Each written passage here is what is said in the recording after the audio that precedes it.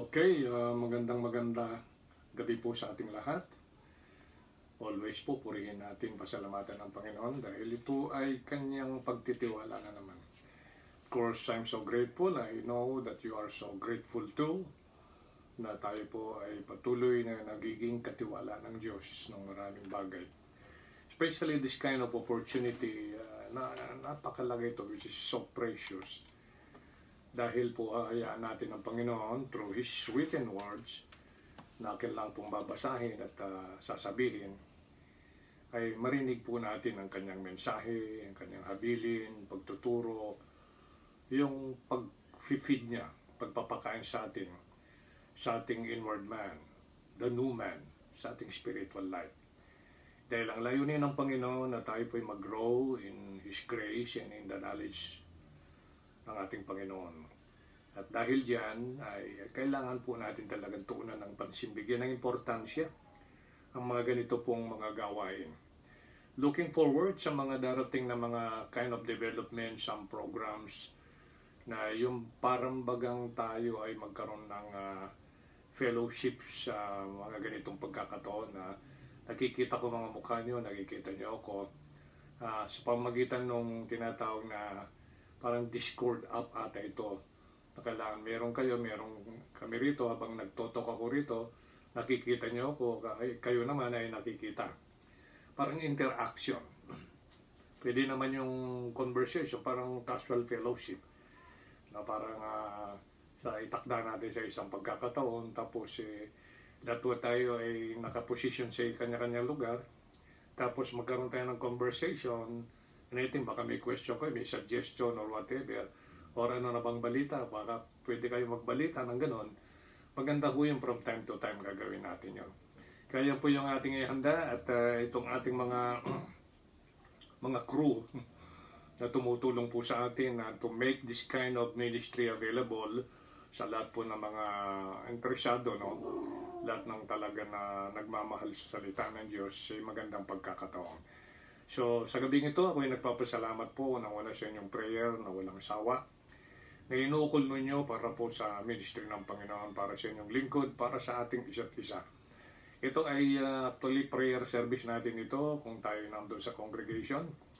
And then, kaya kayo po na mga kaibigan po namin, mga kapatid, kaibigan na kapatid pa sa Panginoon, na patuloy at regular na sumusubaybay sa live broadcast na ito, ay maraming salamat po. Yung prayer po ninyo ay aking pong hinihiling, nire-request sa inyo na sana po patuloy. Kahit paano po ay masaglit ninyong banggitin man lang ang lingkod na ito, and at the same time, yung pong mga aral na nais ng Panginoon na ating pagsalusaluhan. Sana po ay nasa safe kayong kalagayan at kung ano man ang pwede ninyong ibalita, share ninyo para isama ho natin sa prayer.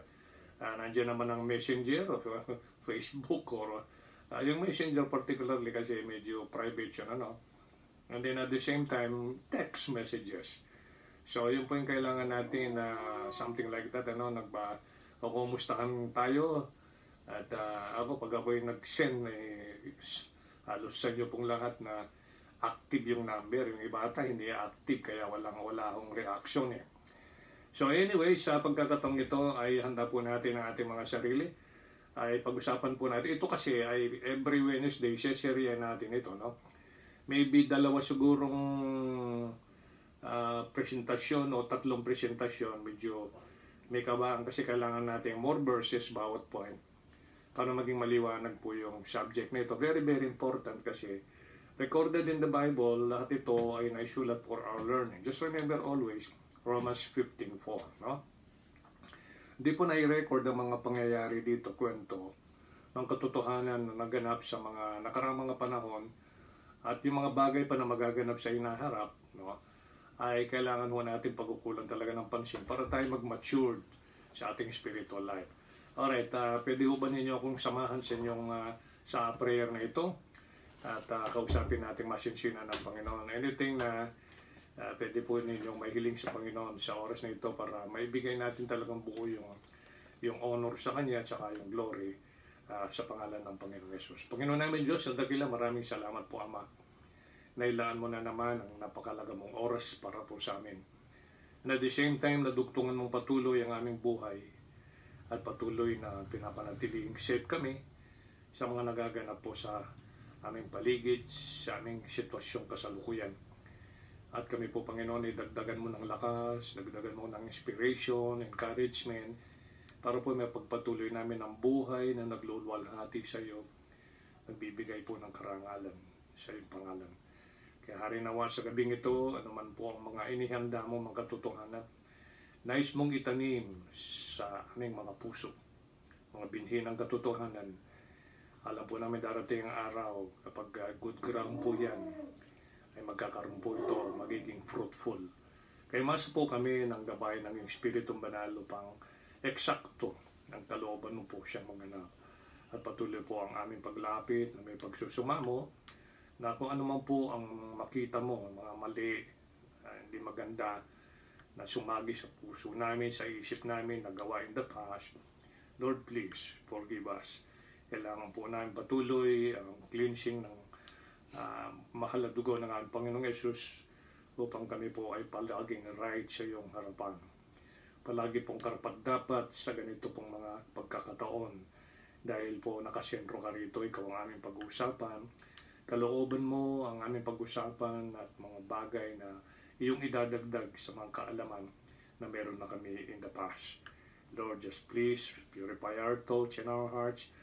Just keep us humble. Make sure, Lord, please, tulungan mo kami palagi ang aming heart ay soft, malambot, madali pong maramdaman ang mga bagay na gusto mo, mga bagay na tungkol naman po sa aming kapwa, na hindi lamang ang aming sariling intindihin namin, kundi unang-una ikaw and then ang aming kapwa na gaya ng aming sarili. Narito po kami, Lord, ay pinapabaya namin sa iyong direksyon, kalooban ng lahat ng aming gagawin ngayon na may kinalaman po sa iyong salita. Mangyayari pong iyong kalooban, in Christ's name we pray. Amen. Okay, mga kapatid, muli po ay salamat sa inyong pagantabay. At sa Friday ay, Lord willing, ay masimulan po natin yung pag-aaral na masinsino sa salita ng Diyos. Kasi ay masyado na pong maraming naglipa na sa Facebook, iba't ibang mga aral. Baka ako na-encounter ninyo, mapulyot, no? So, klaro ho natin yung clear teaching ng Biblia, hinggil po lalong higit sa may kinalaman sa future, kasi ang Satan may mess up po niya talaga yung belief ng maraming mga tao na hindi naman siguro marahil sa nakikita ko, hindi solid, hindi well-founded sa truth yung kanilang mga pinangahawakan na posisyon, although sa mahabang panahon, eh hindi ho nakaayon sa rule of interpretation. Yun ang problema, no? Kaya isang bagay po na dapat nating pagtuunan ng pansin, iba't ibang paksa na ating pong hiniling sa Diyos na gusto niya, mamarapati na ating mapag-usapan. Na gaya ng gabing ito, ay gusto ko po ay bigyan pansin ng Hebrews chapter 11 at saka verses 1 and 2 sa Hebrews chapter 12. Ang pag-usapan po natin ngayong gabi ay ito itutuloy natin sa next Wednesday dahil itong Friday, ibang lesson po ang pag-usapan natin. Serye din po yung Friday, no? So, ang pamagat po natin ay the power, heroes, and phases of faith. The power, heroes, and phases of faith. Mahalaga pong mapagtuunan natin ng pansin ito, no?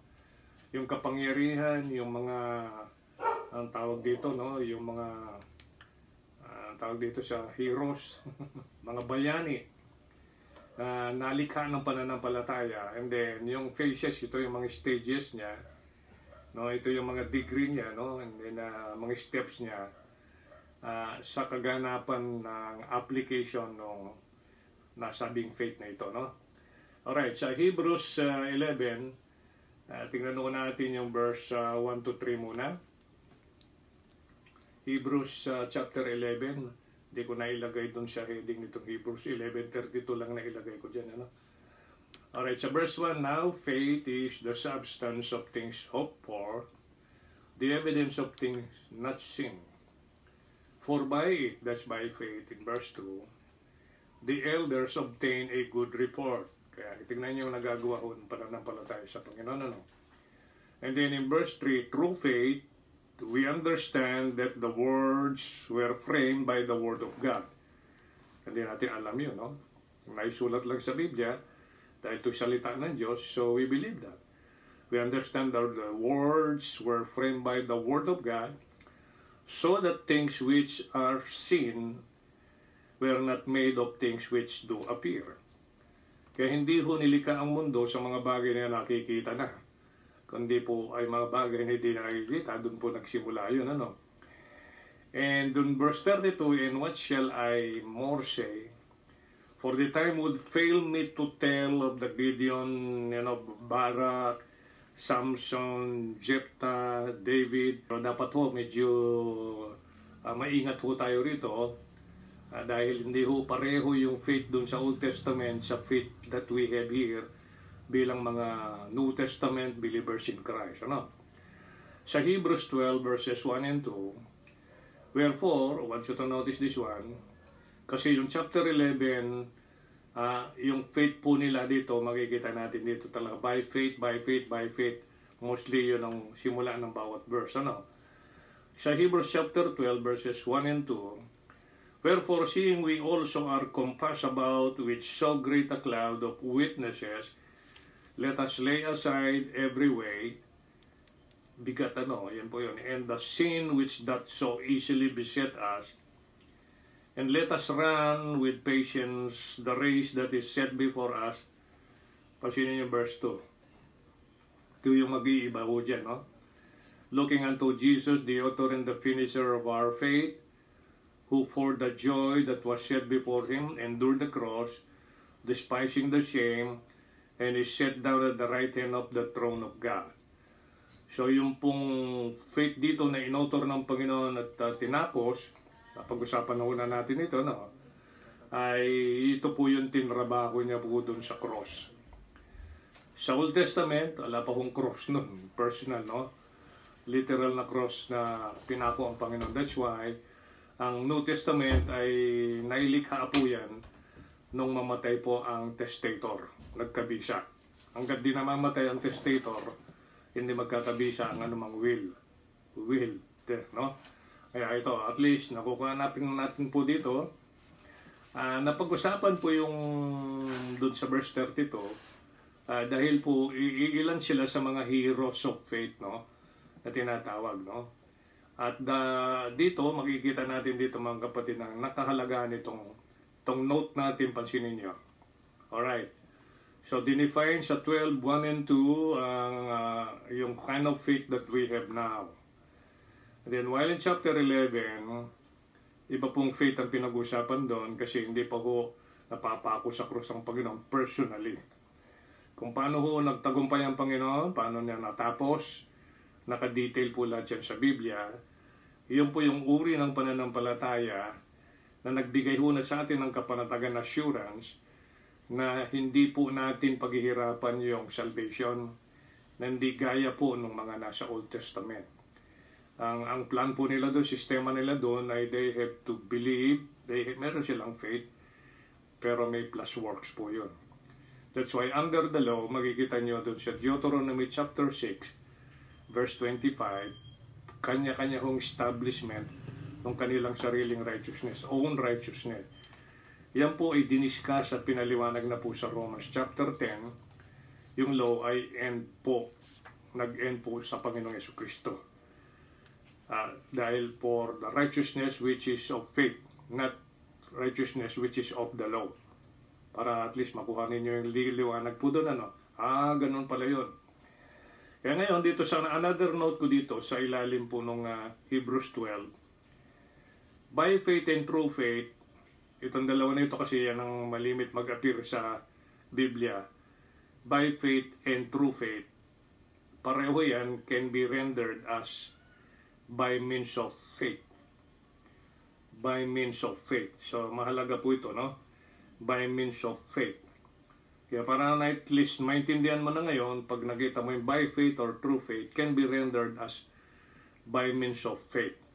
Matuwid na salita, parang dalawang phrases yan, yung by faith at true faith, ito ay tinranslate mo, kaya kinonvert mo ito ng magiging isang phrase na lang.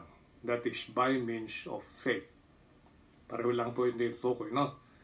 And then, bilang intro po natin sa pag-aaral ito, napakahalaga na kayo ho, na lalo na kayo, pag naglagay kayo ng tikarta sa inyong mga Biblia, yung King James tikarta, Bible, yan. Pag kayo ay nag-aaral ng salita, phrase, okay, ano man pa kaya pangalan, saan unang binanggit kasi si ganito, ganyan, yung salita, halimbawa, sin, saan unang bang nabanggit yung salitang sin, kayo sa palagay nyo, saan unang nabanggit yung sin or sinners sa Biblia?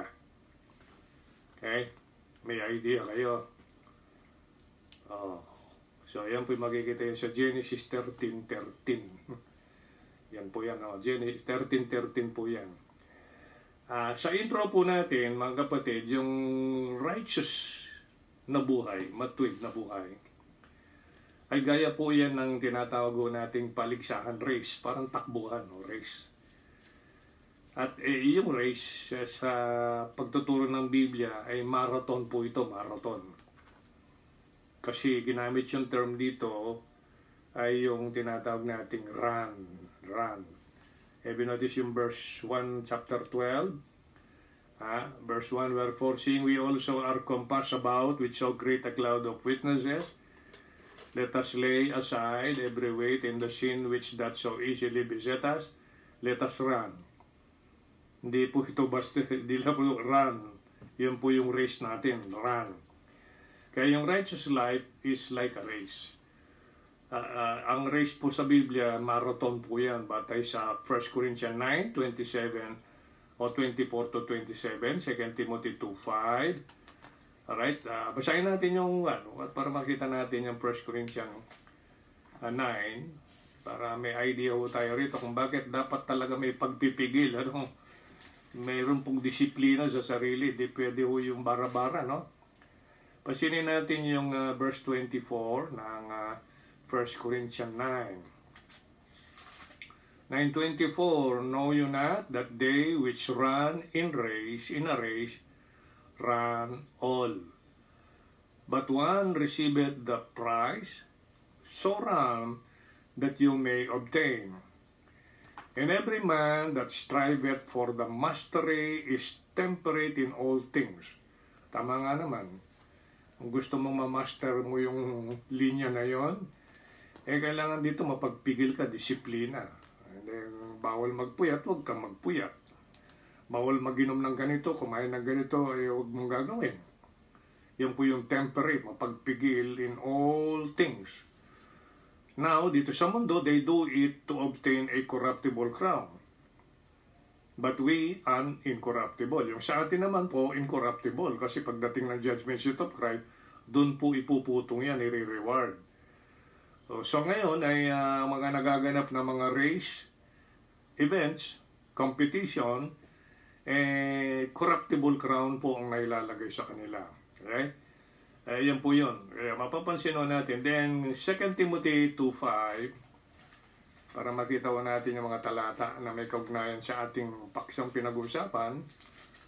2 Timothy chapter 2, verse 5. This is what the Bible says in it.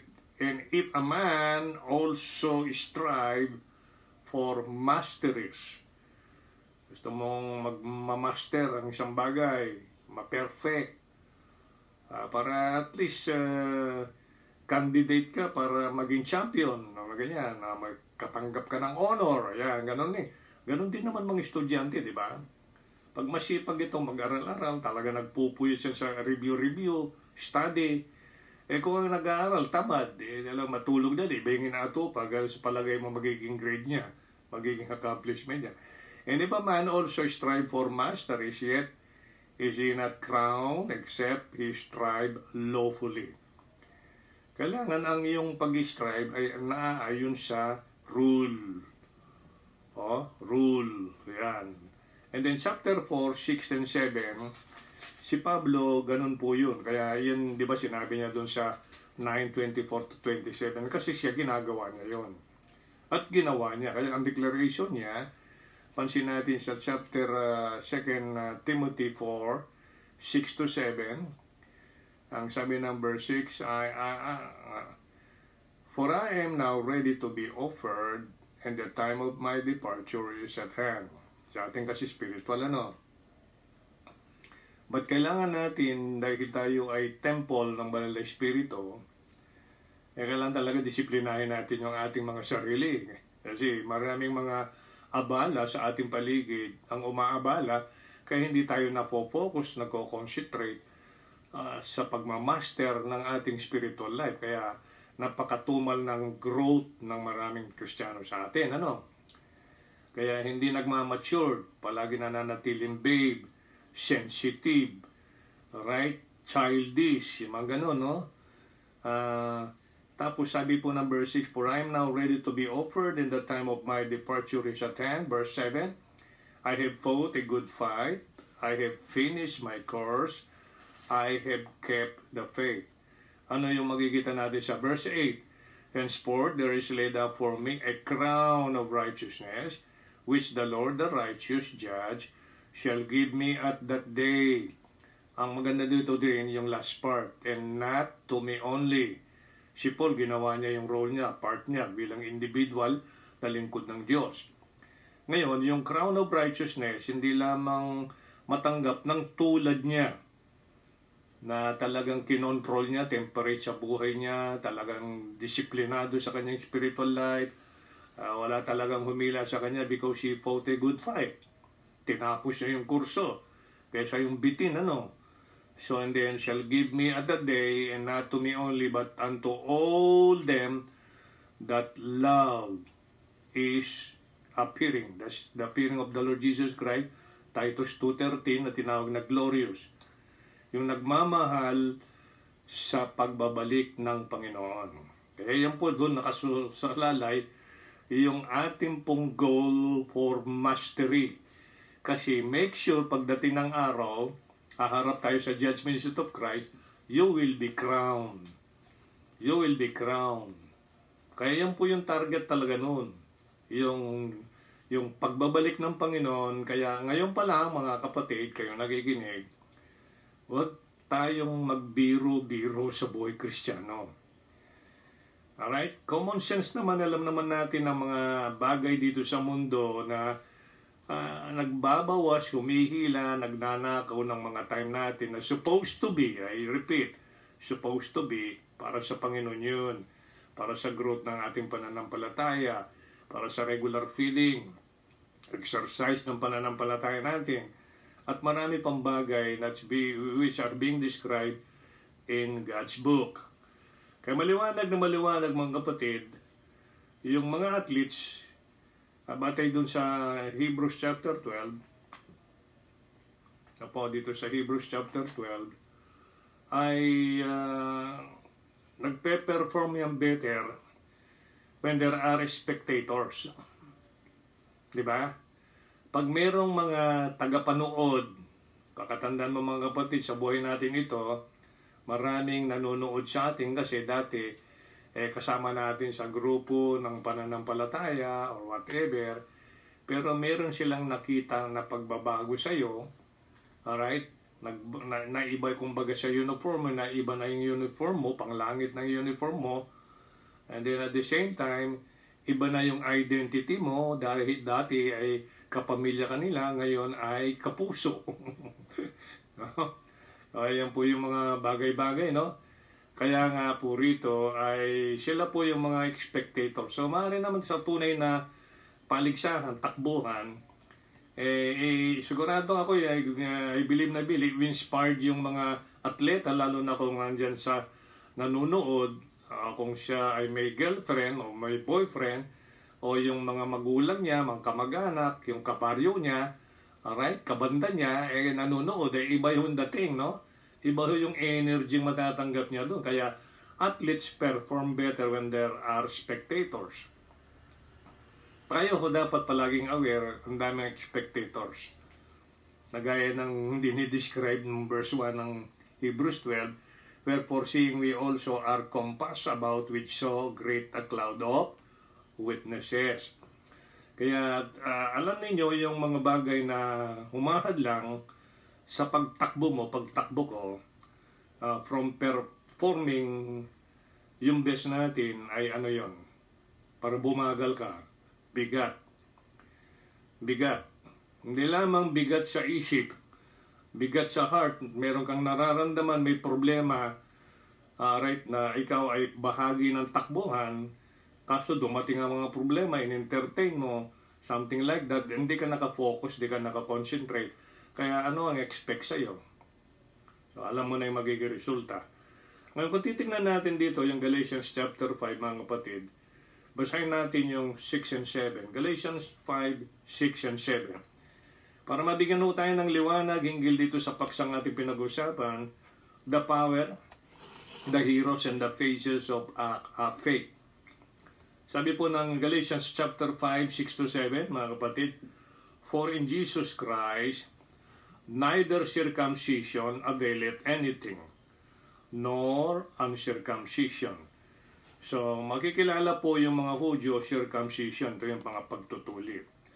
Mga Hentil, tulad natin dati, hindi na po tayo kinikilala ng Panginoon na Hentil sa laman, kundi tayo po ay bagong nilalang. Okay? No creature. Nor uncircumcision, but faith, I want you to notice this statement, which worketh by love. But by faith, which worketh by love. Kailangan po talaga ang pananampalataya na ating kiniklaim at sinasabi sa iba ay kailangan ho ay nagwo-work yan sa pamagitan ng pag-ibig. Pag-ibig. Yan po kasi yung winorkout ng Panginoon na uri ng pananampalataya, yung buong buo bigay niyang kanyang sarili, time, concentration, focus, determination, yung kanyang objective and the main goal is to finish the race. Fight a good fight. At dahil dun sa nangyaring yon, nagtagumpay siya. Finish. Kaya lahat ng nain kay Kristo spiritually, kompleto sila. Colossians 2:10. Kaya alam ninyo mga kapatid, yung besetting sin na binabanggit dito ng Biblia sa verse 1 ng Hebrews chapter 12, sabi dito, and the sin which doth so easily beset us. So, yung besetting sin is a sinful act. Pag sinabing besetting, kumukubkub. Ano ba yung kumukubkub ngayon sa isipan mo? Ano ba yung kumukubkub sa isipan natin, mga kapatid? Ano ba yung kumukubkub sa heart mo? Kumbaga sa kwan yan ang nagdodomina, paikot-ikot, kinukubkuban ka. Alright? Yan po yun, ano yan? Anong uri po ng bagay yan? So, the besetting sin is a sinful act. Kaya nagwi-withdraw ka dun sa kaya nagwi-withdraw ang isang runner tulad mo, tulad ko, from the race. Kaya no longer strive lawfully. Hindi mo na sinusupil yung Christian life mo pag ito ay nalulusong doon sa sin, any sin, na gaya po ng evil spirit. Sa mga espiritu, puro na lang yan, napupuno yung mga mind natin marahil ng makalamang kaisipan, makamundong kaisipan. Kaya nga bantayan ho natin yung ating mga daily activities. Maaring ang nag-i-influence sa'yo kaya ikaw ay nagwi-withdraw sa running competition o running race, peer pressure. Ano yung peer? Barkada, so-called friends, mga kakilalang close. Peer pressure. May mga pressure sila sa life mo kasi sila ho ay may tuturing na besetting sin sa life natin kasi ang intention ay para ikaw ay pressure going to their direction instead na sa direction na sinet ng Panginoon para sa atin. Kaya nga meron po tayong Colossians 3, set your affections on things above, not on things on earth. Kaya yung fleshly appealing worldliness, yan po yung malakas po yan. Lalo na sa panahon natin ngayon. Mga marahil, mga panoorin, maraming bagay dyan. Yung isang channel na nagpapalabas ng mga kabataan ay sabi nga ng iba, nagbibiba, baka at least nasara. Yung gano'n, na hindi maganda yung kanilang mga pinipicture na mga gano'n. And then, or anything contrary to the Lord Jesus Christ. Napag-aralan natin yung contrary to the Lord Jesus Christ. So mga kapatid, para magkaroon tayo ng idea sa subject na ating tinatalakay ngayon, na ito po ay the power, the heroes, and the phases of faith. Ano na kaya yung stages ng pananampalataya mo since na ikaw ay nagkaroon ng pananampalataya mula sa Panginoon nung ma-introduce siya through the written word of God, na ito ay pinangaral ng mga lingkod niya at naliwanagan ka, na-convict ka hanggang mag-decide ka na yan ay pinanghawakan mo, yung tinapos niyang mission para sa atin, that He died for our sins sa kabila na siya Diyos, ay nakuha niyang magpakumbaba to die for our sin. Napakaganda po, na very striking ho yun, touching sa heart ng isang kinaukulan, na hindi sa aling pusong matigas ang hindi ho yan ay magkakaroon ng paglambot. Kaya yung mga lahat ng naabutan ng ganon, kaya kinakailangan ho talaga ng isang nagpapatotoo, ay very bold ka dyan. Hindi ho pwede yung parang nagsasalita ka lang na walang kabuhay-buhay. You must strongly emphasize na itong pinag-uusapan na Jesus Christ, na tinawag na Lord, ito'y God nagmanifest in the flesh. Hindi ho biro-biro yung kanyang suffering, right, bled and death. Ano po? Bleeding at saka yung kanyang death, para lamang po ma-resolve ang problema ng kasalanan ng bawat tao na tulad mo, tulad ko, at tayong lahat. Para hindi ho tayo ang magbayad ng eternal punishment, penalty ng kasalanan sa impyerno after we depart. Pag nag-depart na tayo sa body, patay ka na.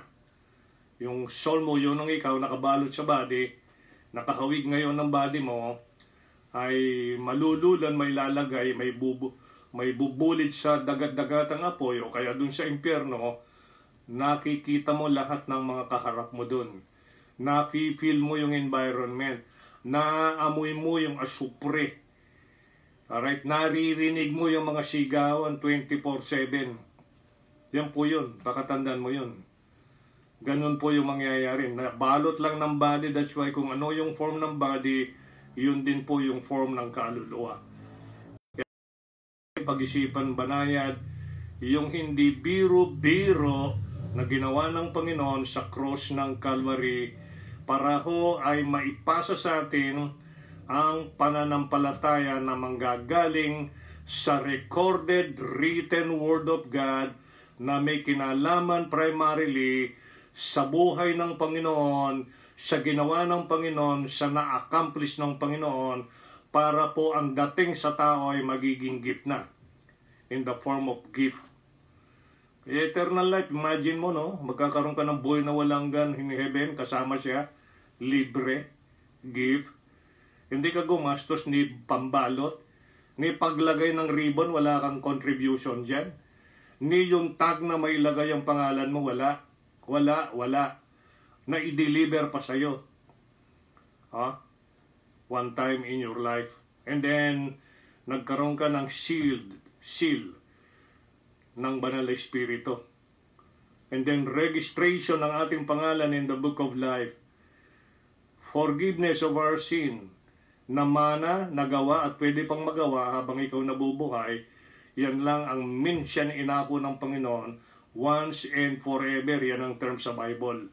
Para clear pong may paliwanag ninyo, may bahagi, may share sa mga kinaukulan, may kinalaman sa pananampalataya that we have in the Lord Jesus Christ.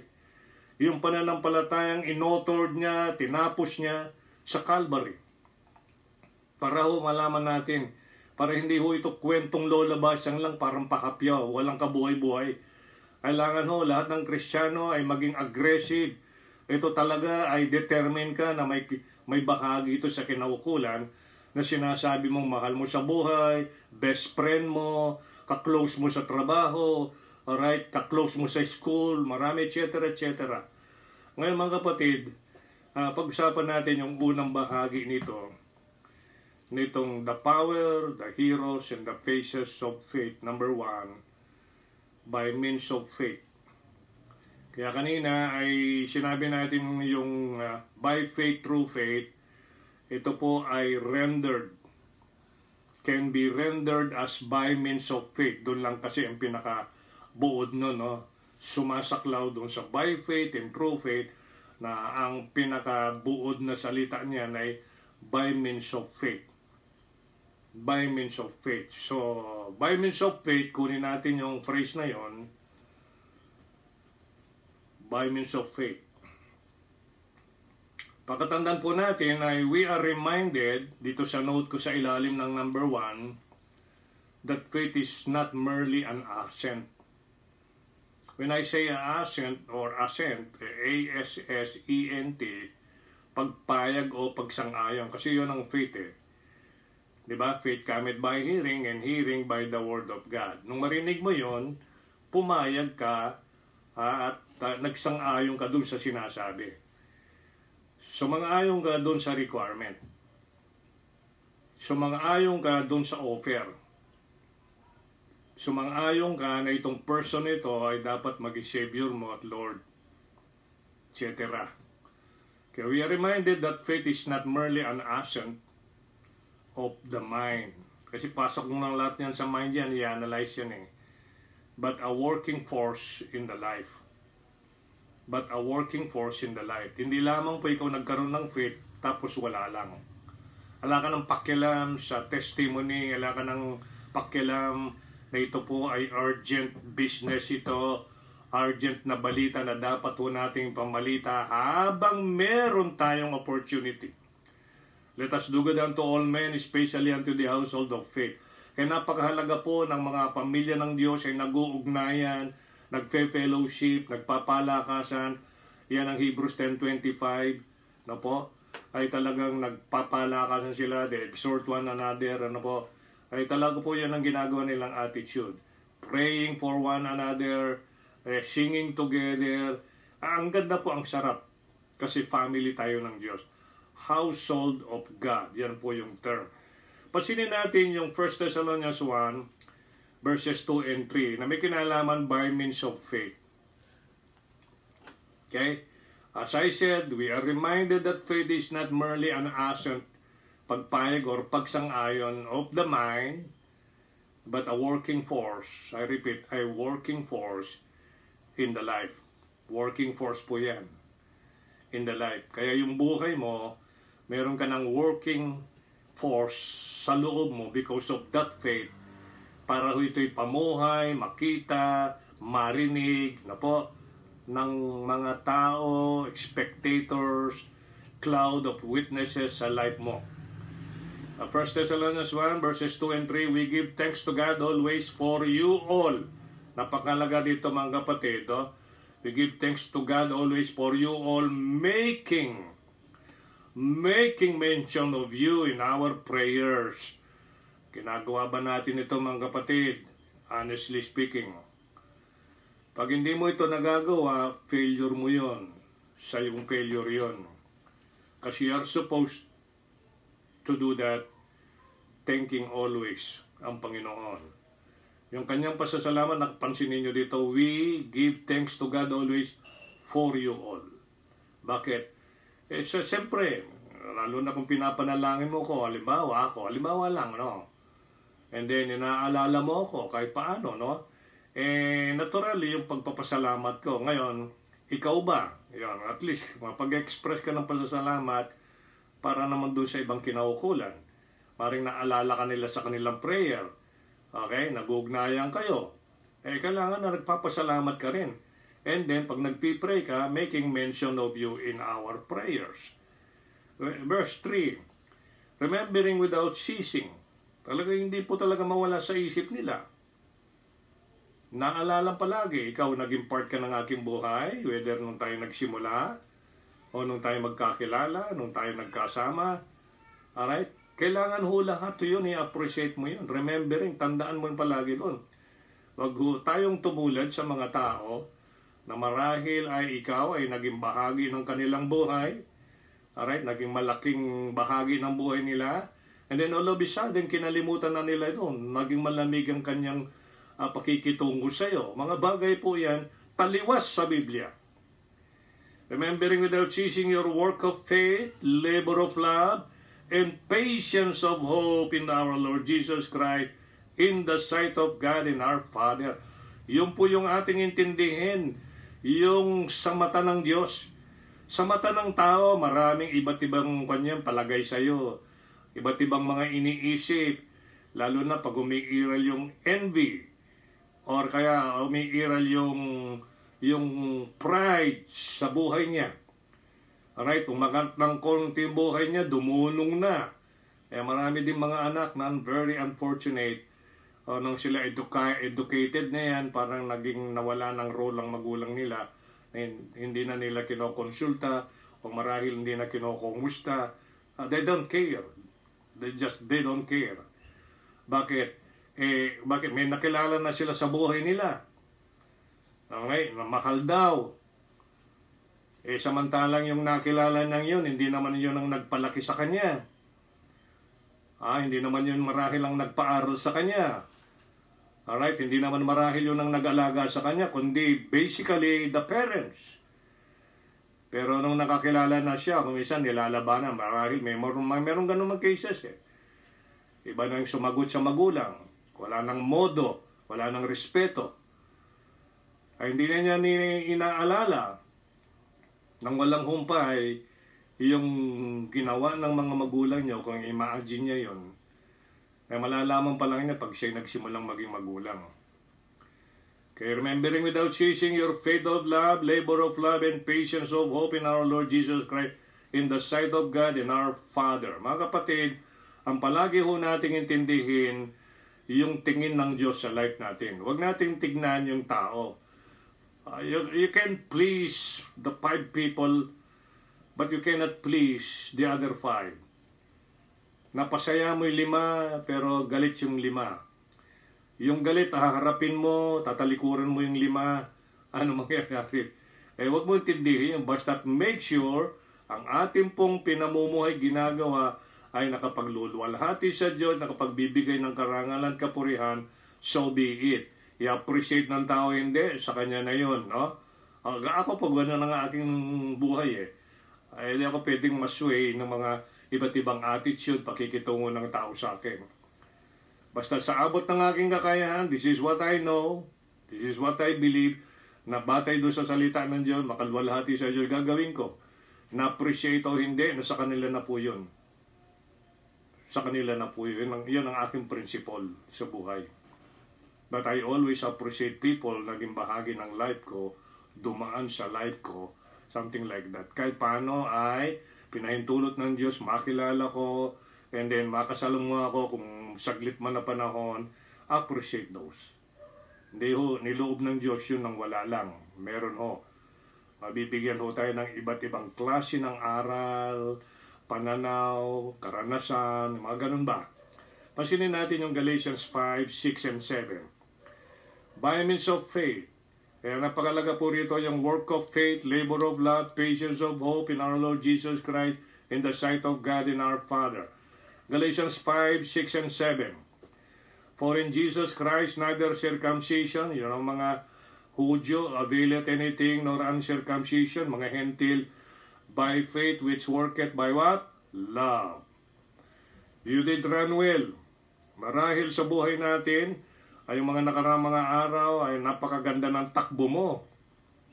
Consistent. Okay? Patuloy na bumibilis, parang walang kapaguran sa paggawa ng mabuti. You did run well. Kaso lang, and it happened, gaya nga nung warning dito sa Hebrews chapter 12, kinakailangan dito, parang ganun din yung sa 1 Corinthians chapter 9, 24 to 27, 2 Timothy 2:5. Alright, ito yung problema, no? Who did hinder you that you should not obey the truth? Sino? Maaring dagdagan natin yung who, what? What hinders you that you should not obey the truth? Mga kapatid, just think about that question.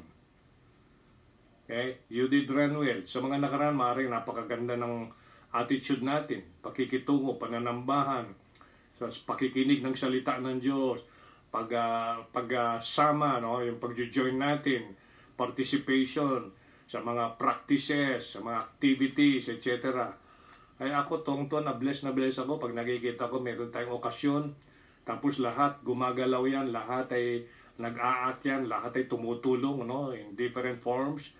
Ito Bible ngayon, ang tanong dito, you did run well, and who did hinder you to do to you that you should not obey the truth? So question sa lahat po sa atin yan, who or what hinder you that you should not obey the truth?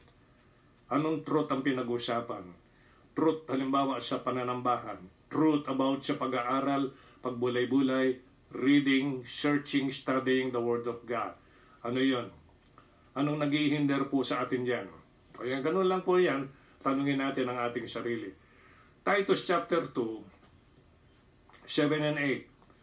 Titus chapter 2, 7 and 8. Kaya kailangan po dito, by means of faith, lahat po tayo na nagpo-profess na Kristiyano, saved by the grace of God, through faith, ay kailangan ho makita ho yung pananampalataya na yan, no? Kailangan ho yung working force sa buhay natin, ay kailangan ho may makikita ho yun, no?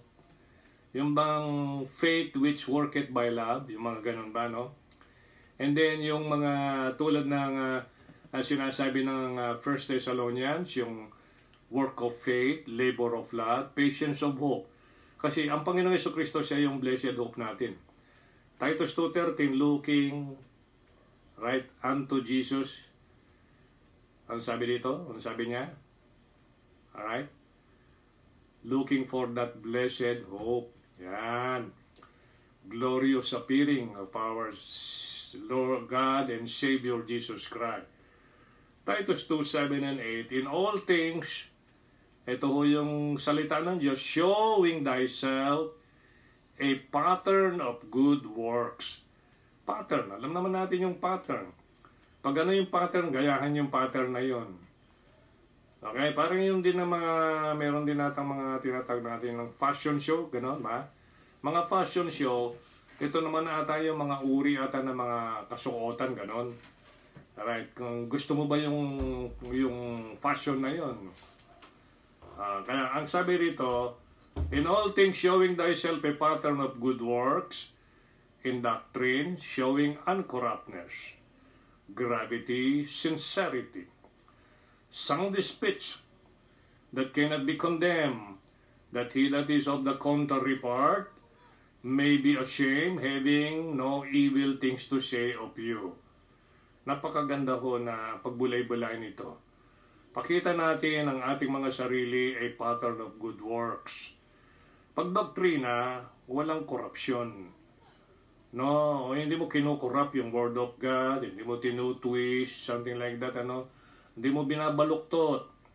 Tapos kailangan makita yung ating sinseridad, maayos na pagsasalita, that cannot be condemned, para yung mga taong opposite, yung kontra sa ganong klaseng buhay at paniwala, ay wala silang masasabing evil thing to say of you pagdating dun sa mga bagay na ginagawa mo, na ito naman ay sinasaad at ito yung gusto ng Panginoon. Kaya mga kapatid, make sure na ikaw na nagsasabing nananampalataya sa Panginoon, you have your faith in the Lord Jesus Christ, ito ho yun.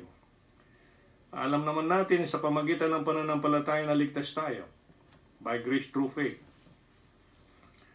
Pamagitan ho ng pananampalataya, tayo ho ay justified, declared righteous, inaring ganap, hindi ka nakulang. Magitan ng pananampalataya, ikaw ay nagkaroon ng change ng buhay, sanctification.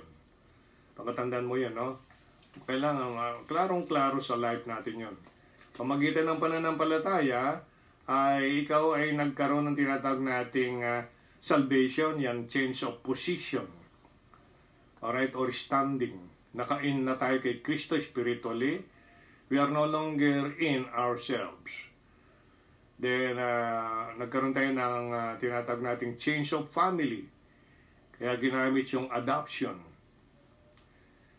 Change of master. Kaya ginamit po yung word na redemption. Tinubos ka na sa pagkaalipin, sa isang umaalipin, and then, yung nagtubos, so siya na yung master mo ngayon. And that is the Lord Jesus Christ. Kaya pag sinabi natin consecration, change of will yan. Dati ito yung gusto mo, nasusunod ka dun sa gusto nila, pero will na ngayon ng Panginoon ang pinopokusan mo, priority mo. Mga kapatid, pa rin naintindihan natin yung mga term na ito, yung salvation, change of position, justification, ito ay change of state. Yung adoption, change of family, while redemption, change of master, sanctification, change of life, consecration is a change of will. Para naintindihan mo natin ang mga ito, no? Ngayon, pag-usapan muna natin yung last muna ngayon to. Ito yung victories of faith. Yan ang number 2 natin. Yung kanina, by means of faith. Yun ay by faith or true faith. Alright, ay binuo na lang natin sa isang statement. By means of faith. Kailangan kaya ikaw ay gumagawa ng ganito kasi ito yung pananampalataya sa Panginoon. Itong paniwala ko. Yan, gano'n. Buo yan sa loob mo. Walang pwede yan maghila sa'yo. Maliban lang kung magpahila ka. Bumigay ka. At itong maging sanhi daan, bakit ka bumigay? Kasi nga because of that besetting sin. Sinful act. Evil spirit. Peer pressure. Okay? Fleshly appealing worldliness. Yung mga ganun ba? And then, alam natin mga iba-ibang mga bagay dito sa sanglibutan, ginagamit ng devil. Mga kapatid, kailangan ho rito ay maging aware tayo, maging conscious. What is our life at present? Okay, ano yung ating mga activities, ano yung ating mind, ano yung ating heart, ano dito yung besetting sa heart natin.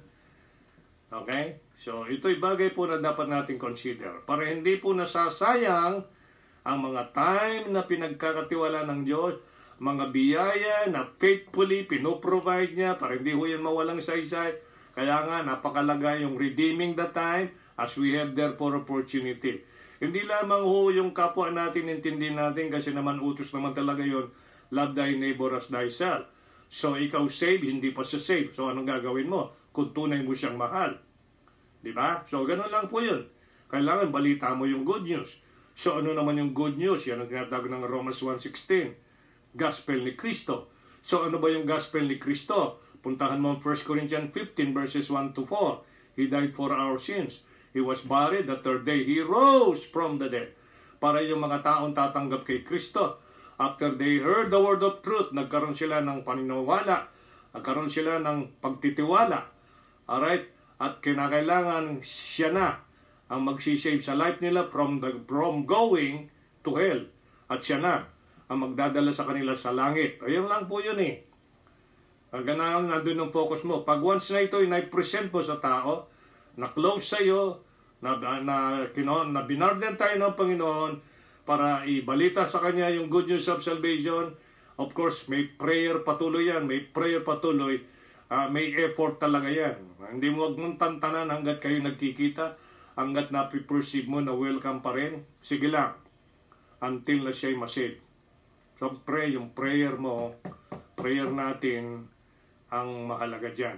Kasi lapit mo sa Diyos, and the Lord will make a way. Kasi yun ang hinihiling natin eh. Gusto natin. Hindi lang yung para sinabi mo, tapos nakaramdam ka na ng pagkahiya at laso sigit. Ang kinatatakutan marahil ng isang kinaukulang Kristiyano, baka magtanong, di mo masagot. Ang question doon, anong dapat gawin para pagdating ng araw, maka-encounter ka uli ng tanong, study, di ba? Study. Kaya study to show thyself approved unto God, a workman that needed not to be ashamed. Yan yung susi doon eh. Kaya yung 1 Peter 3:18, ay kinakailangan dito, ready to give an answer to the hope that is in you. Ano yung pag-asang nasa iyo? Kristo. Colossians 1:27. Christ in you, the hope of glory. Kaya yung kanyang promise na pagbabalik, yung glorious appearing niya, Titus 2:13, siya ho yung blessed hope natin. Para naintindihan mo mga kapatid. Ngayon, let's talk about victories of faith. Victories of faith. Hebrews 11:32-34. Ito yung mga halimbawa na tagumpay, mga tagumpay ng pananampalataya sa buhay ng mga heroes of faith recorded in the Bible. Kaya sa Biblia, na yung mystery na hindi po na-revealed sa mga unang mga tao na kaugnay ng Diyos in the past, ni-revealed kay Paul, kaya hindi po katakataka si Pablo ang pinakamaraming sulat sa Biblia. Right, 13 libro. Pangalawa, si John. Alright? Si John ay nasa kanya yung gospel according to John, and then 1st, 2nd, and 3rd epistle plus yung Revelation. 5. Okay, 5. Si Moses sa Old Testament, kanya yung Genesis, Exodus, Leviticus, alright, Numbers, and Deuteronomy. 5 din. Yan ang ating mapapansin. Kaya mga kapatid, napakahalaga ho na tayo ho ay patuloy na sumunod sa kalooban ng Diyos. Para yung tagumpay na minimithi ng Diyos ay makita, kasi balang araw, pagdating ng Panginoon, mag-a-appear tayo sa judgment seat of Christ. Everyone ay bigaying account ng buhay natin, kung anong ginawa natin sa body, whether yan ay good or bad. 2 Corinthians 5:10. Victories of faith, yan ang inaasam-asam, yan ang pangarap ng Panginoon, kasi wala na ho tayong ma-excuse, wala na ho tayong masabi, alright? Wala tayong maging alibi, sapagkat kasama mo siya through the Holy Spirit. You have His book, para pag-aaral, ituturuan ka ng Holy Spirit na nasa iyo, and then may people siya around you. Ganun lang po yun eh. And then may promises siya para sa iyo, para sa akin. Yung commitment niya meron, ano mo ang mararamdaman mo pag meron kang ganito? Pinakamakapangyarihan sa lahat, nag-promise, may nag-commit sa iyo. Palagay ko siguro, pag maayos ang ating isip, katotoo natin pinapaniwalaan yun, ay magkakaroon po ng impact sa ating spiritual life. Hebrews 11:32-34, yung binanggit yung mga, ito yung mga some heroes, ito dito sa verse 32, 7 binanggit dito eh. What shall I more say? For the time would fail me to tell of Gideon, Barak, Samson, Jephthah, David, Samuel, and all the prophets. Verse 33, ano bang kanilang ginawa? Who through faith subdued kingdoms, wrought righteousness, obtained promises, stopped the mouths of lions. Alam namin niyo kung sino yan. Quenched the violence of fire, escaped the edge of the sword, out of weakness were made strong. Mahina, pinalakas ng Panginoon. Wax valiant in fight, turned to flight the armies of the alien. Naparetreat nila yung mga kaaway. So yan po yung mga victories of faith na record in the Bible. Naisulat ang mga ito according to Romans 15:4 for our learning. Ang question, meron ba tayong mga natututunan mga kapatid, na sana ho ay ugaliin natin, maging thankful tayo sa lahat ng pagkakataon na dinidil tayo ng Diyos sa araw-araw. Ito sa mga nakaraan, mahigit ng 2 buwan na tayo po ay nakikipagbaka dito sa crisis na ito. And yet, by God's grace, nandun pa rin po yung pag-aalala po sa atin. We keep us safe and supplied kahit paano yung needs natin. Using other people na may heart to help, kasi alam naman nila yon, alam naman nating lahat the things that we have, lahat yan ay galing sa Diyos. Life natin na pinakamahalaga dito sa lupa, na pinahihiram ng Diyos, pinagkakatiwala, ay patuloy ho niya ito pinipreserve para makita mo yung makapangyarihang kamay ng Diyos, ay yung promises ng Diyos, yung commitment ng Panginoon. At meron pang bukas na darating sa life natin. Hindi natin alam, eksakto ang Panginoon nakakaalam. Pero ang alam ko, hanggat ako'y nabubuhay, ito yung palaging tinatanim ko sa isip ko, na sana maging ganun din kayo, may purpose pa ang Diyos. Every moment, lalo na every morning, Pag ako po'y nagising, yung pasalamat kong tao sa puso, talaga nag-uumapaw dahil, Lord, ginising mo ako. Binigyan kami ng kahit paano payapang pagtulog.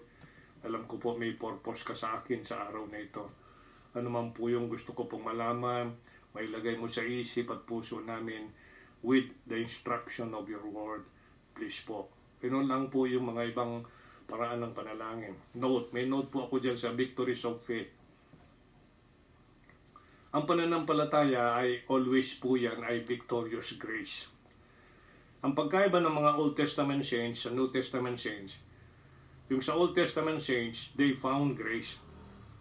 From time to time ng kanilang pagpapatuloy, they found grace. Tayo ho ay from the birth start ng ating salvation, relationship sa Diyos, by grace, through faith. And then, progressively makikita natin yung power nito sa araw-araw nating buhay. Nagaya ng patutuon ni Paul, 1 Corinthians 15:10, by the grace of God, I am what I am. Alright, ganun lang po yun para makita natin doon. And then, pagdating mo doon sa 2 Peter 3:18, grow in grace and in the knowledge. Magkasama po yun. Para po ma-appreciate mo yung working ng pananampalataya pamagitan ng pag-ibig. Diba? Very clear yung Galatians, diba? Yung pong faith worketh by love. Para makita mo po yung sarap nito. Ay kinakailangan ko talaga rito yung pananampalataya. Palagi ho yung nafe-feed ng salita ng Diyos para ma-enjoy mo yung life. Yung workforce ng life. Ano po? Kaya sabi po dito, faith is always victorious grace. Bakit daw? Kasi it brings everything to God by prayer and thus brings God into everything. Yun po yun eh. Kaya may faith ka na, yan po ay always victorious grace po yan. Save ka na by grace. Araw-araw nandiyan ang grace ng Panginoon, abundant, exceeding, yan ang description ng Biblia. For it brings everything to God by prayer, kasi nagpapasalamat ka palagi. Alright, nagpupuri ka palagi. And then, makikita natin dito, pinapabaya mo, hinahabilin yung life mo. Kung nagtatrabaho kay lakad mo, alright, everything. Maghapon. Sana maging safe ka, blessed, makauwi ka, magtagumpay yung travel mo, back and forth, papunta pa uwi. Yan po yun. And that brings God into everything. Kasi kung tamad ka sa prayer, hindi masyadong mahalaga ito sa'yo, pagod ka na sa mga gadget, marahil lang, tapos pagtulog, walang kasarap-sarap yung prayer mo, parang sabihin mo lang, Lord, thank you, salamat po, ingatan mo kami, amen. Anong klaseng prayer yun? Wala ka bang naalala sa buong maghapon na ginawa ng Diyos, na pwede mo yung pinakabuod na sasabihin mo sa Panginoon? Pinasasalamatan mo. Ganun lang po, kailangan po tayo palaging palalaanan ng salita ng Diyos, maturuan mo ng tamang pag-ugali sa ating buhay Kristiyano. Faith is always victorious grace. It brings everything to God by prayer and thus brings God into everything. Remember, ito yung dapat nating alalahanin. Ito yun. Patapos na po tayo sa mga talata nito at sabi po ng Hebrews 12:2 uli, Hebrews 12:2. Ito po yung faith natin pakatandaan natin Para aware ka kapatid sa sinasabi mong faith nung tanggapin mong Panginoon, ito yung faith natin. Sinong naghirap, sinong nagpagod dyan, sinong namatay, nagsakripisyo. Para yung pananampalataya mo ay huwag ka maglaro dyan. Kaya huwag mong baliwalayin yan, alagaan mo yan by continued feeding with God's Word. Kailangan mo ang mga kapatid mo sa pananampalataya para patuloy kang lalahanin sa prayer. Kaya nga helping together by prayer, 2 Corinthians 1:11. Sabi ng Hebrews 12:2, looking unto Jesus, the author and the finisher of our faith. Pasinin niyo yung sunod ng mga statement.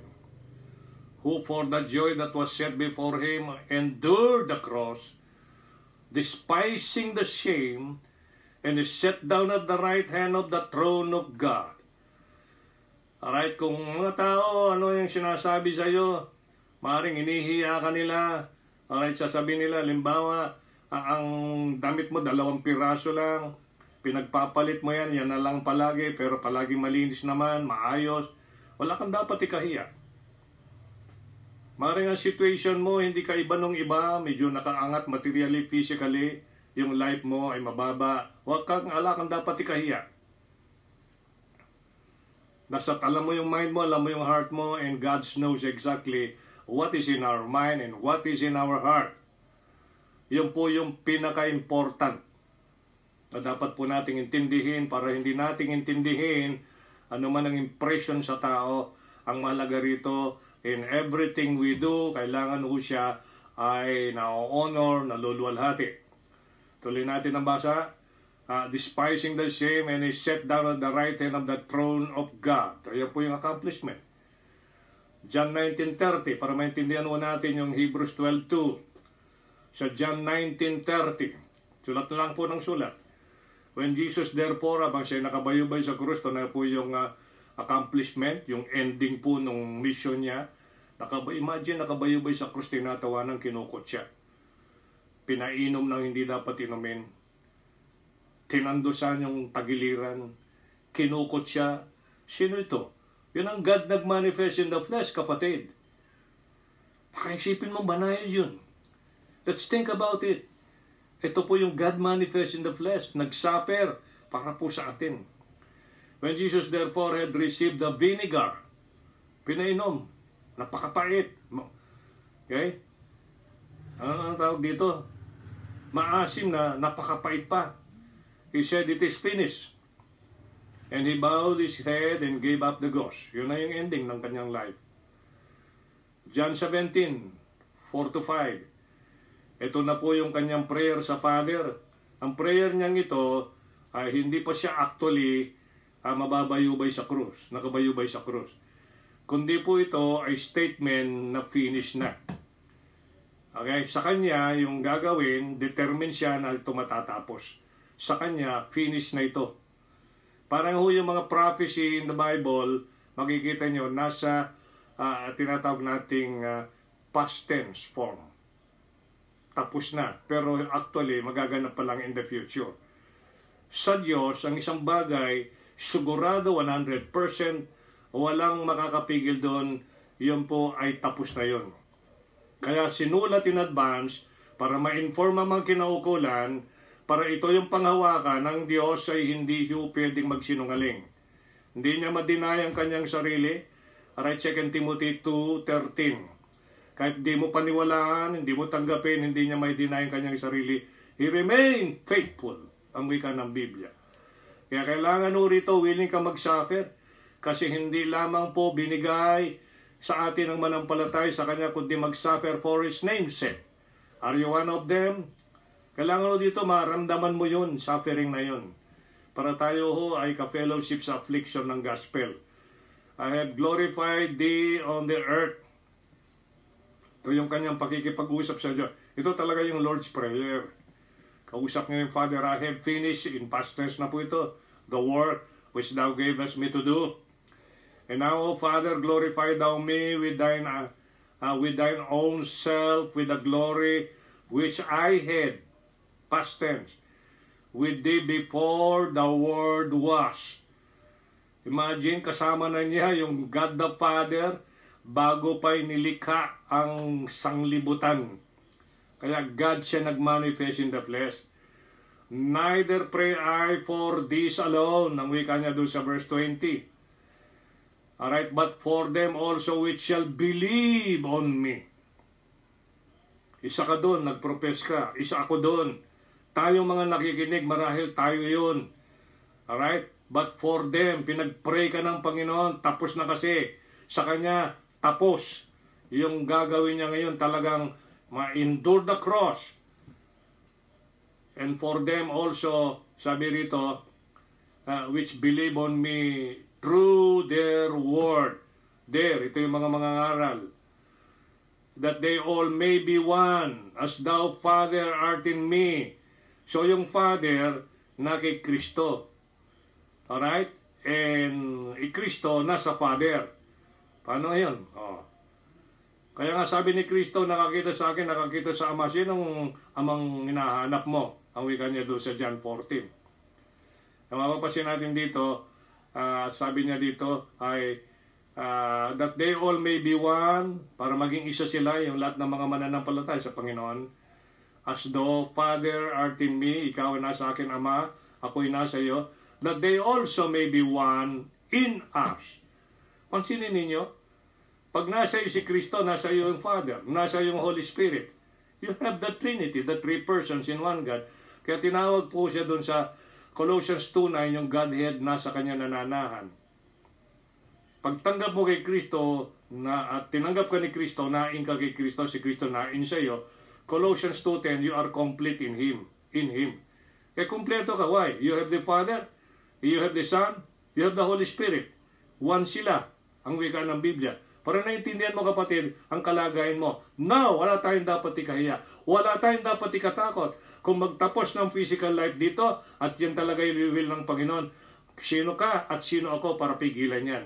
Hindi, wala. All we have to do, ay enjoy po natin the salvation that we have, the presence and the fellowship of the Lord with His Word sa atin, and then yung pagtitiwala ng Panginoon as the words, tayo po yun, bilang mananampalataya sa Kanya. Enjoy mo yun. Kailangan niya ng palaging music sa puso natin. Kasama natin ng Panginoon. Di siya sinungaling. Sinabi niya yun. I will never leave you nor forsake you.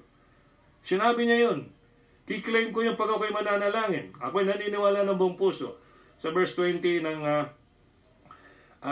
verse 21 ng John 17, that they also may be one, and as thou, Father, art in me, and I in thee, that they also may be one in us, that the world, sanglibutan, may believe that thou hast sent me. In verse 22, and the glory which thou gavest me, I have given them, that they may be one, even as we are one. Ako sa kanila, ikaw sa akin, that they may be perfect in one, and that the world may know that thou hast sent me, and has loved me as thou hast loved me. Okay? And has loved them as thou hast loved me. Yan po natin makikita Colossians 2:19. Perfect, complete. Hebrews chapter 10, verses 10 to 12. Remember itong mga talata na ito. We are talking about the victories of faith. The victories of faith. Hebrews 10, verse 10 and 12. Pansinin ninyo. Tinapos po niya yun. Itong pananampalatayang in-authored niya, tinapos niya. Yan po yung meron ka. Yan ang meron, sabi ni Paul. Kaya yung buhay ko na aking pinamumuhay, I live by the faith of the Son of God. Galatians 2:20. Sabi ng Hebrews 10:10, by the which will we are sanctified. Sanctified. Nagkaroon ng pagbabago ng life. Dati, anak ng devil, ngayon anak ng Diyos. Dati nasa darkness, ngayon nasa light na tayo. Dati nasa power tayo ni Satan, nasa power na tayo ng Diyos. Kita nyo? Okay? At ngayon, although physically nandito ka, nasa langit ka na. Heavenly places. Ephesians 2:6. Kailangan na alam mo ito kasi ito iba ito eh. By the which we are sanctified through the offering of the body of Jesus Christ once for all. Verse 11. Every priest, nung panahon na yun, under the law, every priest standeth daily ministering and offering oftentimes the same sacrifices, ulit-ulit, which can never take away sins. Yung mga ginagawa po, kaya noon, doon sa Old Testament, under the Mosaic law, no po, ito po, pag namatay po yung high priest, papalitan. Umamatay din later on, papalitan. Ang ginagawa nung namatay, yun din pong gagawin nung pumalit. Nung mamatay ang pumalit, yun din ang gagawin ng papalit. So, ganun lang po ulit-ulit. Pero ang mahalaga dito, verse 12.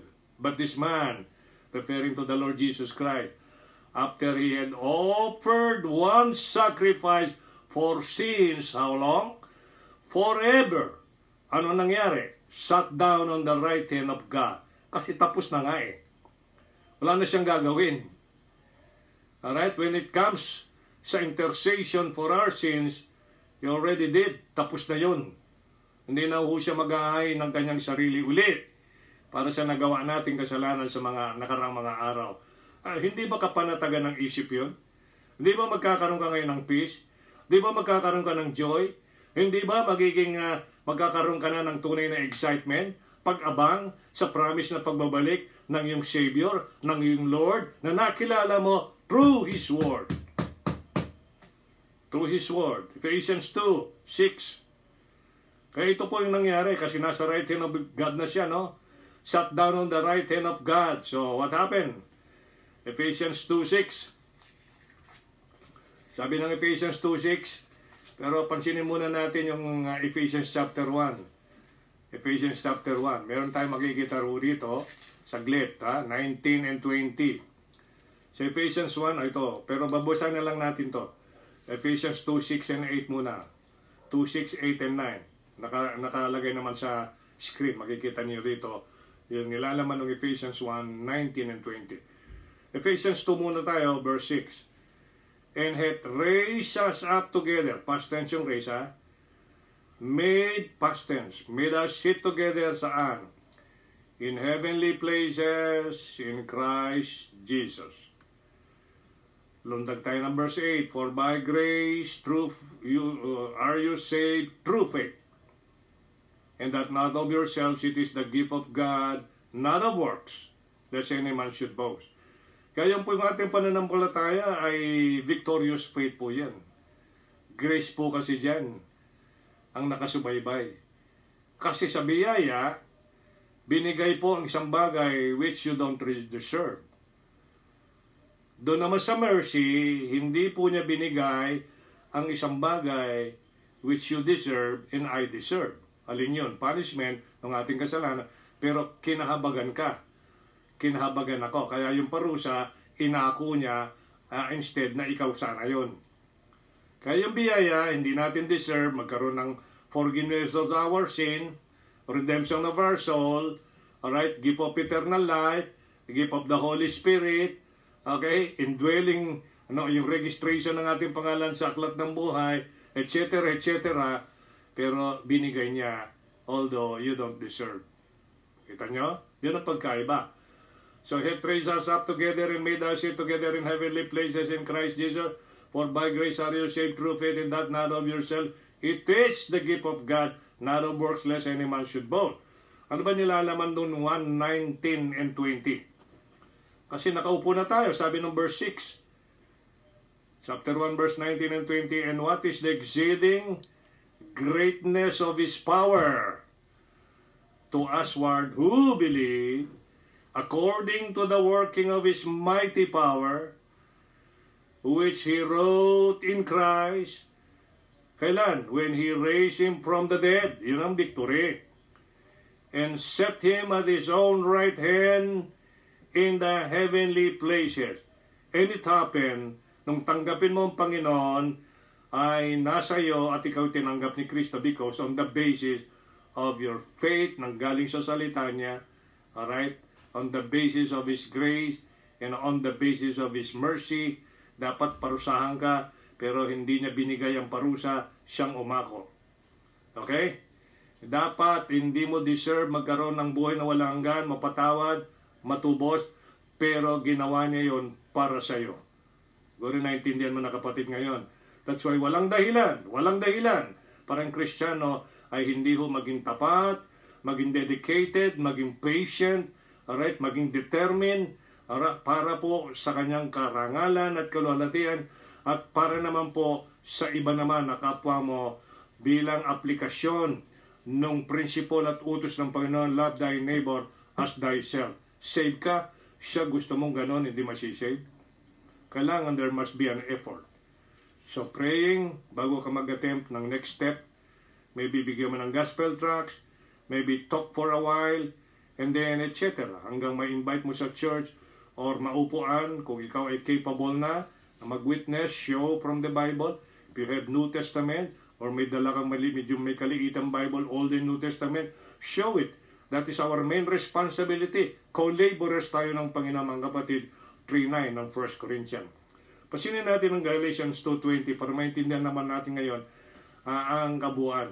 Kasi finish na yon, tapos na. Nasa right hand of the Father na siya. Spiritually, nakain na tayo doon according to Ephesians 2:6. Kaya ganito na lamang ang pahayag ni Paul with boldness. With boldness. I am crucified with Christ, nevertheless I live. Yet not I, but Christ liveth in me. And the life which I now live in the flesh, yung physical life mga kapatid, I live by the faith of the sons of God. So yung pananampalataya na yon, yun ang kanyang pinangahawakan, victorious faith yun. Okay? Kasi by means of faith, naligtas siya by grace. Okay? Nagkaroon ng Holy Spirit, nagkaroon ng buhay na walang hanggan, etc. Kaya ang makikita natin dito, ang sabi dito, and the life which now I live in the flesh, I live by the faith of the Son of God. Anong ginawa ba ng Panginoon? Loved me, past tense, and gave Himself, past tense, for me, for you, and for those who believe in the Lord Jesus Christ. 1 Corinthians 15:57. Ito na po, patapos na tayo. 1 Corinthians 15:57, kaya ganito na lang ang pahayag ng Biblia ngayon. Naintindihan mo na ngayon ang mga pahayag na yan, mga passages na yan, when you have them once. Sa iyong listahan, sa iyong record. Sabi ng 1 Corinthians 15:57, verse 57, but thanks be to God. Yan ang maganda kong attitude na pagpasalamat. Kahit mga taong ginagamit ng Diyos, pasalamatan nyo. Salamatan natin.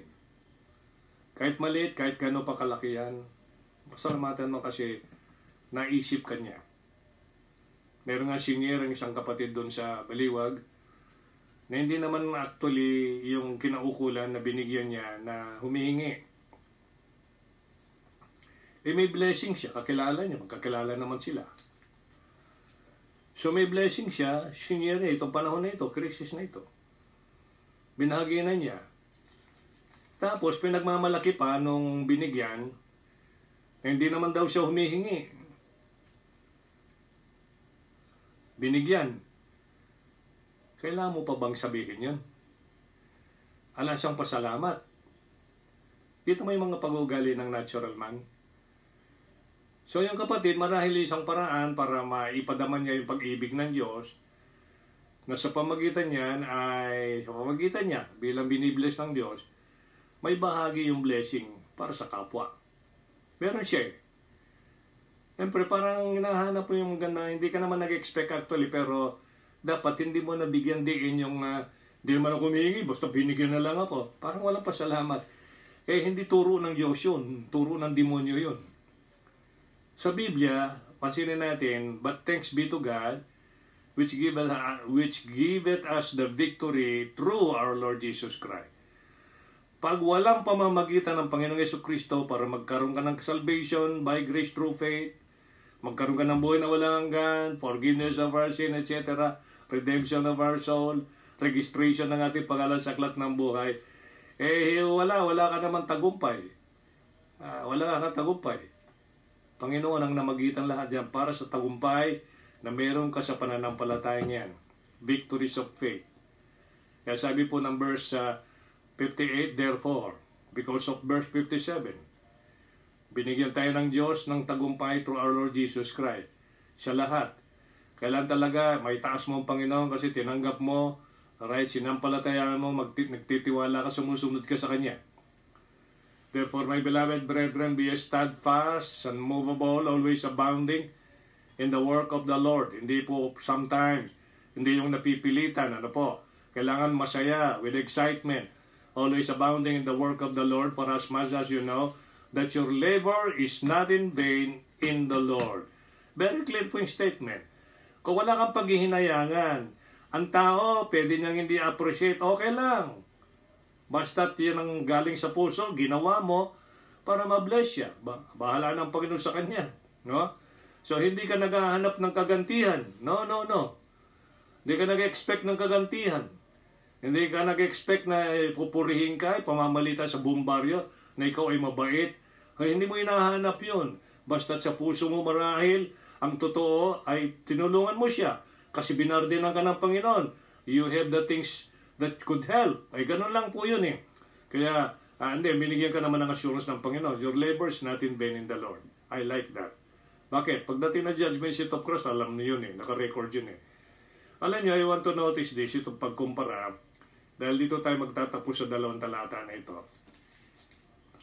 Sa Old Testament, binasa natin yung Hebrews chapter 11, mga heroes of faith.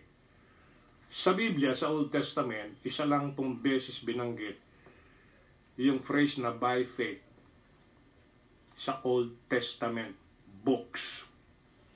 Isa lang, at yan ay makikita sa Habakkuk chapter 2 verse 4. Habakkuk chapter 2 verse 4, pero kaiba pa yung form kaysa dun sa faith that we have right now. Para makita natin yung comparison, o yung contrast Pag-compare natin yung dalawa, and then makita natin yung contrast. Sa Old Testament, ganito po yun. Behold, his soul, which is lifted up, is not upright in him. But the just, matwid na po yan dahil po ginagawa po niya yung sinabi ng Diyos, naniniwalang may Diyos, naniniwala ang Diyos ang may gusto nun, naniniwala doon sa sinabi ng Diyos, pag ginawa mo ito, ganito, ganyan. So, kaya ginagawa niya, para yung si Job. But the just shall live by his faith. His faith. Personal niyang faith yun. Kaya yung his faith, ito po yung makukuha mo yung karagdagang paliwanag dyan, na bilang pag-aaral na po ng Bible, ay yung Deuteronomy 6:25. Kaya bawat isa po doon, bawat isa individual ay ini-establish po niya yung kanyang own righteousness by keeping the law. Ay obligado po ang bawat individual na batay sa kanyang kakayahan at paniwala ay yung po yun. Pag ito po'y ginagawa niya, mayroon din naman blessing ang Diyos sa kanila doon. Maraming pangyayari according to the Bible. Kaya lang yung faith nila at saka faith natin hindi ho magkapareho. Kaya hindi ho pareho yung plan of salvation sa Old Testament at sa atin. Sa kanila, faith plus works. Kaya ho siya nagwo-work kasi naniniwala doon sa nag-utos at naniniwala sa sinabi ng nag-utos, kung gagawin mo, itong gagawin ko. Kung hindi mo gagawin, itong gagawin ko. So naniniwala po siya doon. Yun ang faith niya. Kaya nag-establish po siya ng own righteousness, yun ang term. Yung own righteousness, yun po yung righteousness which is of the law, Romans 10:4. Yan po yun. Kaya makikita ninyo pagkaiba, and the just shall live by his faith. Tignan natin yung Romans 1:16 and 17. Dito po tayo magtatapos. Para lalo ho natin ma-appreciate, mga kapatid, yung pananampalataya na pinaghirapan, tinrabaho, tinapos ng Panginoon. Inumpisahan at tinapos ng Panginoon. That is the faith, the kind of faith that we have. Not your own faith, not my own faith, but his faith. Sabi ng Romans 1:16-17, for I am not ashamed of the gospel of Christ. Kaya dapat talaga ganito pakiramdam mo For it is the power of God unto salvation to everyone that believeth. To the Jew first and also to the Greek. Verse 17, for therein, doon sa pananampalataya na yun, sa gospel na yan, is the righteousness of God revealed from faith to faith, as it is written, the just shall live by faith. Wala na yung his dito. Kaya yung atin po, by faith. Kanino faith yan? Siyempre, yun sinasabi ni Paul sa Galatians 2:20, by the faith of the Son of God. Yan po yun. The just, matwid ka na sa Panginoon, alright, shall live by faith. Sa Old Testament, the just shall live by his faith. So, hari nawa po ay naging maliwanag sa inyo yung issue nitong power, the heroes, and the phases of faith. And then, the difference between yung faith sa Old Testament, na nai-record po dito sa tinatawag ho nating Hebrews chapter 11, na tinawag silang heroes of faith, ay kaiba po sa faith natin. Ang faith po natin, pinaghirapan, pinagpaguran, kinamatay po ng ating Panginoon Jesucristo na shield niya ng tagumpay nung siya'y mabuhay maguli. Mga kapatid, there is no reason for us now who truly believe in the Lord Jesus Christ na ma-discourage. mawalan ng inspirasyon, alright, mawalang init ng paglilingkod, okay, walang desire, walang burden para sa mga kaluluwa na kung saan the Lord Jesus Christ tasted death for every man. Tao din yon, katulad mo. Kaya sana po yung dalawa na ito, tuloy natin sa Wednesday, ang continuation nito, hopefully, taking note kayo. Kaya mga kapatid, just namnamin po natin, sipin banayad, at imaginein mo sa iyong kinalalagyan o sa iyong pag-iisa, how the Lord died for our sin. Clear po yung Biblia, Hebrews 12. Who for the joy, ang wika po ng Biblia. Very clear po yun. Who for the joy endure the cross. Sabi niya, who for the joy that was set before him endured the cross, despising the shame, and is set down at the right hand of the throne of God. Spiritually, bilang born again, believer in Christ, nakaupo na tayo sa sangkalangitan. Physically, may struggle pa tayo rito. May physical suffering na tinatawag, in this world you shall have tribulation, but be of good cheer, I have overcome the world. John 16:33. Mga kapatid, ano sa iyo ito? Nararamdaman mo ba yung work ng Panginoon sa life mo? Yung touch ng Panginoon sa life mo? Do you feel the softness of your heart? Yung bang concern, yung dakilang pag-ibig ng Panginoon sa atin? Araw-araw, inaalala tayo. 24/7, He's watching, taking care of us. Paubaya mo sa Kanya, mga darating na araw, hilingin mo na magkaroon pa tayo ng more encouragement, tagumpay sa life na ito. Gawin mo kung anong concern mo ngayon, lapit mo sa Panginoon. Alang-alang sa kinapit niyang pangalan sa iyo na hindi niya kinahiya at hindi nagatubili. 2 Timothy 2:19. He that hath and he nameth the name of Christ depart from iniquity. Ang foundation natin, siya yun. Sure foundation. Wala na makatinag.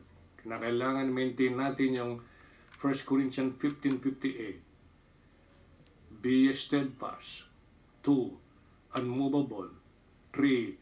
Always abounding in the work of the Lord. Why? For as much as you know, your labor is not in vain in the Lord. Pwede ko ba tayong manalangin, mga kapatid? Kung anong concern mo, dulog mo sa Panginoon. And then after that, rin naman po yung feedback ninyo, anything na gusto nyong may paabot sa lingkod na ito, I will appreciate that from the bottom of my heart. Panginoon namin Diyos ng dakila, maraming salamat ay alay mong oras. Salamat, salamat po. Binigyan mo kami ng pansin, napakalaga mong panahon, ginugol para sa aming kapakanan, para tulungan kami, unawain, appreciate ang mga salita mo na inilatag, inupag sa amin sa gabing ito. Ang buhay na ito ay iyo to po, Panginoon. Katiwala kami. Tumbilangin namin mga pagpapala na mula noon ay pinagkatiwala mo sa amin hanggang ngayon. Ay wala akong dahilan, wala akong kang may dadahilan. Hindi kami magpatuloy ng pagtitiwala sa iyo, pagsunod sa iyo. Patuloy na desire na sana po balang araw, one of these days, ay magmanumbalik na kami po ay nagkakatipon na yung mga anak physically, spiritually sa isang lugar. Patuloy na nagdadalanginan, maawit together, praying together, and then expressing our love by cheerful giving. Lord, thank you po, thank you. Salamat, patuloy mo pong pinipreserve ang aking mga mahal sa buhay, ang aking mga kapatid. Patuloy mo kaming inaalala. Pag dumating yung time na kami ho'y natutulog, walang sawa kang nagbabantay sa amin. Dahil nangingibabaw sa heart mo ang iyong pag-ibig sa amin. Because of that golden relationship that we have in you through the Lord Jesus Christ. Salamat po sa iyong mga salita. Tulungan mo kami na palagi kaming excited, may deep desire to meditate upon your book, upon your word, to hear sa salita mo.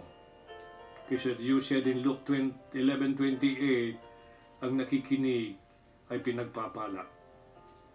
Maraming salamat po, Ama, sa lahat ng iminumulat mo. Tulungan mo po kami na huwag malilimutin sa lahat ng ginawa mo noong before salvation and during salvation until now. Sana po ay ito'y maging sapat para patuloy kaming matibay na nananalig sa iyo. Nagaya ng iyong sinabi, pinasulat kay Pablo, maging steadfast kami, unmovable, always abounding in your work. Dahil ang mga labor of love namin hindi ho ito mawawalang saysay sa iyo. Tulungan mo kami na huwag mapagmataas, kundi mapagpasalamat, mapagpakumbaba, palaging tumitingin sa iyo. Walang dapat ikahiya sa buhay na ito that we have in you. Maraming salamat po sa gabing ito. Salamat sa aking mga kapatid, sa mga kaibigan at mga kapatid din na in different places. Continue bless them. Ang kapatid namin sa ibang bansa, sa Dubai, Qatar, Kuwait, ganun din po sa Australia, ganun Cambodia, sa USA, Saudi Arabia. Marami din salamat po sa mga kapatid ko dito sa bansang Pilipinas. Kikinig sa iba't ibang lugar. Nahari nawa po, patuloy na maramdaman ang iyong mainit na pagyakap sa amin. Patuloy na may enjoy ang mga ganitong opportunity. Nakabilin po namin ang aming pagtulog ang gabing ito, na minsan pa ay mailaan mo sa amin mapayapang pagtulog. We continue praying for our leaders in this nation. Ikaw pong nagtalaga, ikaw nagkaloob niyan. Pinaalalahan mo kami pamagitan ng 1 Timothy chapter 2 verses 1 to 3 and 4. Ay pagpray po sila para magkaroon kami ng peaceable life. At until na po sila rin ay gumawa ka ng paraan because nagpapakita ang iyong mga anak ng concern pamagitan ng praying for them. And then, wala pong alinlangan, wala pong imposible that someday meron sa kanilang maliligtas, makakilala. Imagine as you have said in Luke 15:7 and 10, isa lang makasalanang magsisisi ng kanyang kasalanan. Nagkakatuwa na dyan sa langit. Lord, tuwing maalala namin yun, kahit paano sa buhay namin, napasaya ka namin. At lalo sigit sa panahon na ito na meron kami relationship sa iyo. Alam po namin pag nakaka-please sa iyo, nagagalak ka. In return, alam mo naman yung pangako mo, responsibility para po sa aming kapakanan. At hindi ka po nagkulang dyan. Kaya muli po, we praise you and thank you. Salamat sa iyong availability. At the same time, sa presentation ng iyong mga anak sa iyong harapan para mapakinggan ang iyong salita. Salamat sa fellowship. Salamat po sa grace and mercy. Lahat po ito ay aming hinihiling pinamamagitan sa makapangyarihang pangalan ng aming Panginoong Yesukristo. Amen. Mga kapatid, panalangin po natin yung sa Friday. Please. Thank you again. God bless you. Good night.